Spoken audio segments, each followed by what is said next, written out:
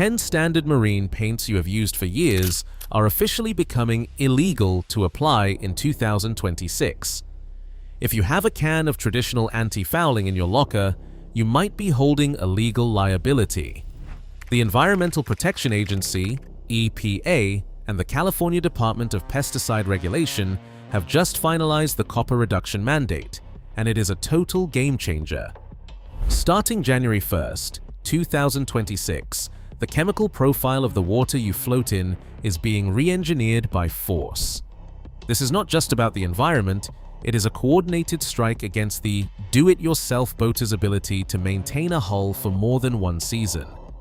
But there is a ghost inventory secret that the big manufacturers are not telling you, a way to protect your hull using the exact same technology the commercial fleets use to cheat the system. Are you going to let a bureaucrat decide how fast your boat grows barnacles? Or are you going to learn how to outsmart the 2026 ban? Tributyltene TBT was the gold standard. If you ever scraped a hull in the late 1980s, you know the stuff. Thick, greasy, and lethal to anything that tried to grow on your boat. It did not just keep barnacles off, it wiped out entire populations of snails and oysters. That is what finally did it in. The International Maritime Organization hammered the last nail in TBT's coffin with the AFS Convention in 2008, and the EPA slammed the door shut in the US with Toxic Substances Control Act amendments the next year. You want to know why copper became king? That is why. The industry had to pivot fast. Every shelf in every yard filled up with cans of cuprous oxide, red, blue, green, it did not matter. If it said multi-season and smelled like a combination of metal and death, you knew it would work. The TBT ban was not just a bureaucratic footnote, it was a seismic shift. Suddenly, the only thing standing between your hull and a reef's worth of growth was copper. And not just any copper, high-percentage, hard-modified epoxies that promised 2, 3, sometimes even 4 years between haul-outs. You could slap on a coat of Petit Trinity or Interlux Ultra K, let it dry to a gritty shell, and forget about it for a while. That is why these paints became the standard, because they worked and they lasted. The blue mud under your fingernails and the metallic taste in your mouth after a day in the pit, that was the price of keeping your boat fast and clean without breaking the bank. Now, after decades of copper dominance, they are coming for that too. And if you think the new rules are just about saving the fish, you have not read the fine print or paid a yard bill lately. Out here, the real cost isn't just on a bill. It's under your nails, in the back of your throat, and ground into every tool you own. You spend a day in the pit, and the blue mud stains your skin for a week. The old paints, Trinity, Ultra K, the whole dirty dozen, had a smell you could taste. Crack a can and you'd get hit with that heavy, metallic punch, sharp enough to make your eyes water. That's how you knew you were holding something that worked. The stuff clung to your arms like a second skin, gritty as sandpaper, and by the end of the day you'd be sneezing blue. You'd rake a scraper across a hull and feel the drag change, thick, armored, almost greasy. Every flake that came off was a little insurance policy against barnacles and slime. This wasn't just about keeping up appearances, it was about keeping control. You could pick your paint, lay it on yourself, and know you'd get 2, maybe 3 seasons before you had to crawl back under. You didn't need a yard's blessing or some compliance certificate.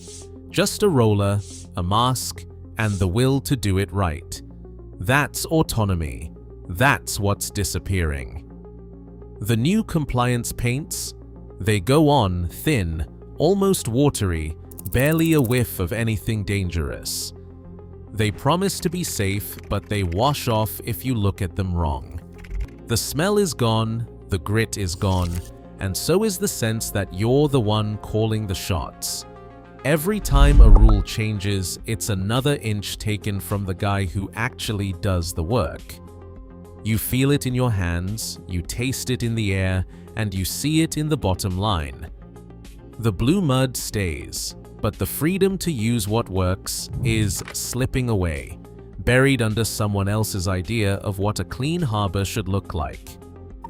Here is where the rulebook stops being rumor and turns into a number.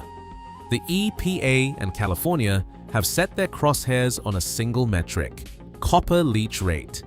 Not some vague standard, an exact figure. If your paint lets more than 9.5 micrograms of copper per square centimeter per day, it is dead in the water.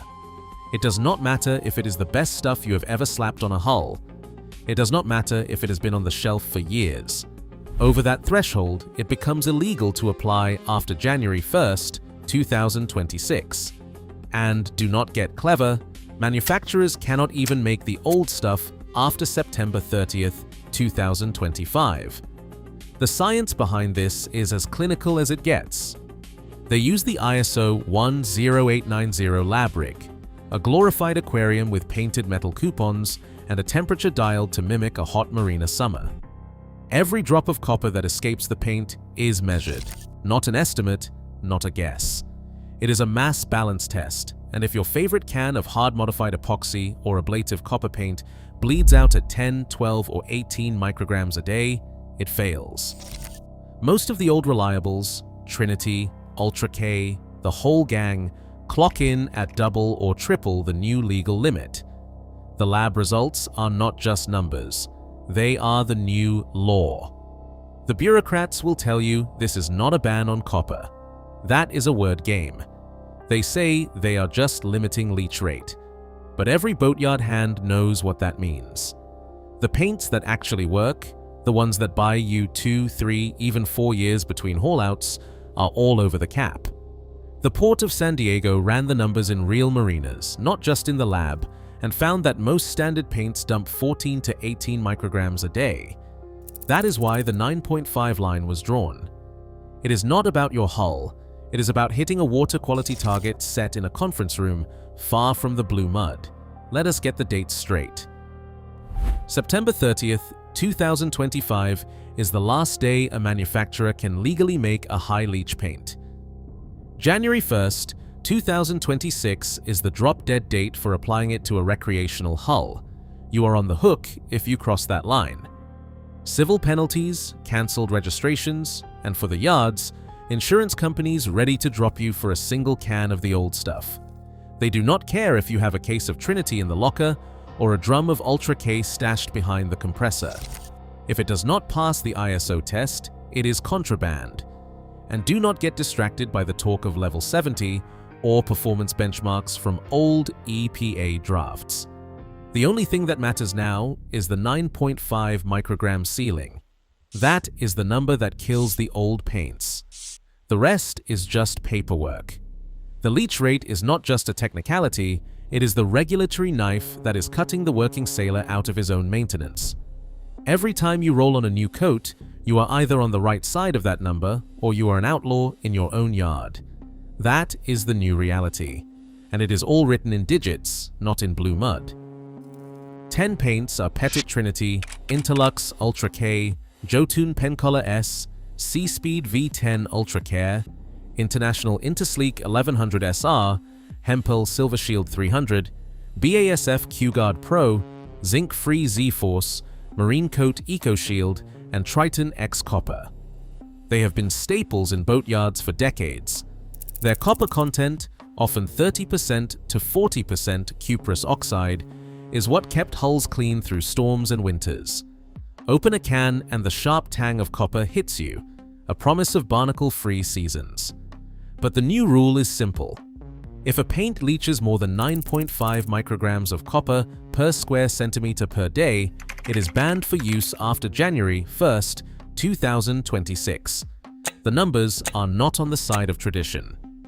Petit Trinity, with 40% cuprous oxide, about 400 grams per liter, according to its material safety data sheet, leaches 18 to 22 micrograms per square centimeter per day in a warm slip. Interlux Ultra K, 38% copper, comes in at 15 to 20 micrograms per square centimeter per day. Z-Force pushes up to 28 micrograms per square centimeter per day. The rest, Jotun Pencolor S, C-Speed V10, Ultra Care, Hempel Silver Shield, BASF Q-Guard Pro, International Intersleek, Marine Coat Eco Shield, and Triton X Copper fail the same test. These are not fringe products, they are the backbone. Every one of them clocks in above the 9.5 microgram line, some by double or triple. It does not matter if the label says multi-season or professional grade. The math is unforgiving. The test itself is clinical. It is ISO 10890, mass balance, temperature adjusted to mimic a summer marina. A metal coupon gets painted, soaked, and every atom of copper that escapes is measured. The result is not a suggestion, it is the law. Most paints in the yard do not stand a chance. The alternatives, the so-called eco-friendly formulas, go on thin, wash off in a strong current, and need reapplication every year, usually by a yard, not by hand. The biocide-free foul release coatings, silicone-based, only work if you are running fast every day. For most weekend sailors, liverboards, and folks who anchor more than they cruise, they are useless. After a season, the hull is a mess. September 30th, 2025 marks the last day manufacturers can legally make these paints. January 1st, 2026 is the deadline for applying them. After that, every can in the shed becomes a liability. The freedom to keep a hull fast and clean is on the line. The choice is between clear marinas and the autonomy to maintain your own boat. Insurance was always the silent partner in the yard, but now it's the one calling the shots. The new exclusion clauses read like a threat letter. Here is a line straight from the Chubb Marine policy binder. Any claim arising from the application of anti-fouling products with a copper leach rate exceeding 9.5 micrograms per square centimeter per day is subject to denial and a $10,000 deductible. That is not a typo. $10,000 out of pocket if you so much as touch a hull with the wrong can. And it is not just one company, Travelers, North Standard, the whole lot, they are all singing the same tune. Walk into any yard worth its salt and ask for a coat of Trinity or Ultra K. You will get a hard no. The manager will point to a memo laminated and taped above the time clock spelling out the new policy. Effective immediately, no application of non-compliant copper paints. Violation voids all coverage. The numbers back it up. The Marine Insurance Association ran a survey last quarter. 68% of yards have already stopped applying the old standards. Not because the EPA sent a goon squad, but because their insurers did. If you are a do-it-yourselfer hoping to slip a can past the front desk, forget it. Liability has shifted. The yard will not risk its license, and you are left standing in the gravel with a case of paint that is now a legal time bomb. This is not about cleaner water, it is about shifting the risk off the books of the insurers, off the balance sheets of the yards, and right onto your wallet. Every new clause, every refusal is another gate slammed shut on the working sailor. The freedom to keep your own hull fast and clean is being priced out, one exclusion at a time. Start tallying up the real-world cost of these rules, and you will see why most yards have already locked up the old stock. The California Air Resources Board, CARB, has a regulation called CARB 01-2016. It is not just a paper tiger. If you open a can with more than 280 grams per liter of volatile organic compounds, you are looking at a fine of $2,500 for every single gallon you roll on. Do the math. A 40-foot hull eats up 3 or 4 gallons easily. That is $10,000 in fines before you even clean your roller. And the EPA does not just stand by with a clipboard. In November 2025, they sent compliance notices to 5 marinas in San Diego. Each one faced a potential $12,500 per day penalty until they could prove every can in the shop met the copper and volatile organic compound limits. Now zoom out. Retrofitting a large marina to meet the new containment and waste tracking requirements, you are staring down $120,000 just for the privilege of staying in business. That is not counting the new paperwork, the batch test certificates you have to keep on file, or the field audits where a state inspector shows up with a portable copper test kit. One false move, one mislabeled can, or a missed record, and the yard's license is on the line. Ask any shipwright who has had to sit through a compliance seminar. The old-timers shake their heads. The cost of doing it by the book now dwarfs anything you would spend on paint. The EPA notice spells it out. Failure to verify copper leach rate compliance will trigger civil penalties and immediate cessation of operations. That is not a suggestion. That is the rule. Every layer of regulation, every new fine, is another nail in the coffin for the working boater who just wants to keep a hull clean without mortgaging the house. The blue mud stays, but the freedom to choose what goes on your boat is being priced out.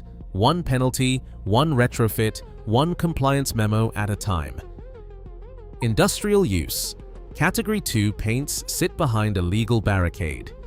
These formulas, with copper leach rates far above 9.5 micrograms per square centimeter per day, are designed for ships over 500 tons or vessels working deep water routes.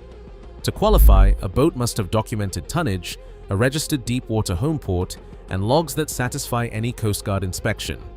For most, that path is closed. The Category 2 designation isn't just a technicality, it is a line in the sand. Some try to skirt the rules, picking up industrial paints like Hempel Silver Shield 500 or Jotun Pencolor Industrial, both loaded with copper and built for tankers. But using these on a recreational hull is misuse under the California Department of Pesticide Regulation and the Federal Insecticide, Fungicide, and Rodenticide Act. The penalty is $5,000 per violation in California and up to $10,000 a day federally. They call it misbranding. The source does not matter. If the boat is not registered as commercial, the owner is liable. Ghost inventory, old cans hidden in lockers and drums stored behind compressors, becomes a risk after January 1st, 2026. State auditors now carry copper test kits. Fail a spot check and fines, loss of insurance, and yard bans follow. No more plausible deniability. The law is numbers, and the penalties are personal.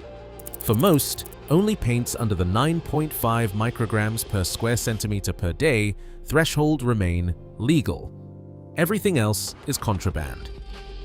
Staying off the penalty list means getting serious about what goes on your hull. The process starts with the technical data sheet. Skip the marketing and go straight to the copper leach rate. Any product that exceeds 9.5 micrograms per square centimeter per day is banned after January 1st, 2026. It does not matter if it is leftover stock or a friend's recommendation, the rule is absolute. Next, check the volatile organic compound content. Anything above 280 grams per liter, especially in California, brings steep fines, $2,500 per gallon per hull. That is a penalty that can show up before the paint even dries. Finally, scan for booster biocides like ergorol 1051 and zinc pyrithione. Most are already on phase-out lists, and state audits are catching even trace amounts. If the label mentions booster, it is a gamble. Foul-release, biocide-free coatings promise a clean conscience and a slick hull. But there is a catch. These silicone-based paints only perform if the boat is moving at least 20 knots every day. For most people, including weekend sailors, liveaboards, and anyone moored for long stretches, these coatings are an invitation to rapid fouling and annual yard bills. The answer is not surrender. Audit your paint locker, pull the safety data sheet or SDS, check the numbers, and talk to your yard manager. A compliant can is gold. Do not get trapped in the annual repaint cycle. Across the docks, boaters are tracking data, sharing results, and resisting the slow erasure of working hulls. Keeping a fast, clean boat is more than maintenance. It is a stand against losing control. Come January 1st, 2026, the blue mud gets a little deeper and the water a little clearer, but only on paper. These new leach rate caps do not just outlaw paint, they outlaw 3-year hulls, do-it-yourself grit, and the freedom to choose your poison. This is not about clean marinas, it is about control. Do not let them sand away your autonomy. Let us see who really owns the water. Drop your thoughts below.